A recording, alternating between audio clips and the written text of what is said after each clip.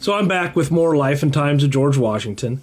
And so Fort Necessities happened. He signed the Instrument of Surrender, and the assassination clause was found within it, and he was largely embarrassed. But he still wants to pursue a career in the British Regular Army. So let's kind of talk about that real quick.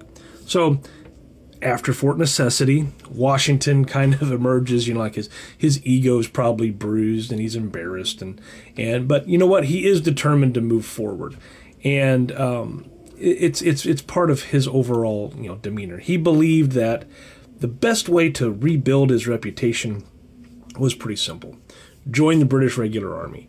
And Washington didn't want to remain a colonial officer. Colonial commissions came with limits.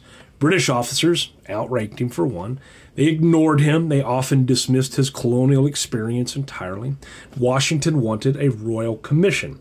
That meant status, clear authority, and just a real military career.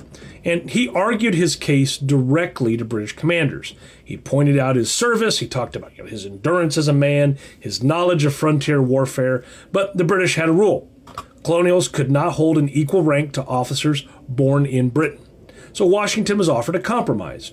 He could serve, but only without rank or long-term advancement.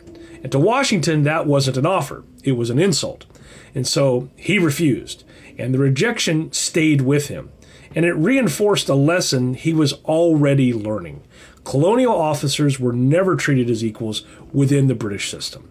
Years later, that resentment shaped how Washington would view authority and independence and leadership. And long before the Revolution, Washington learned that loyalty to Britain didn't guarantee respect. Thanks for watching.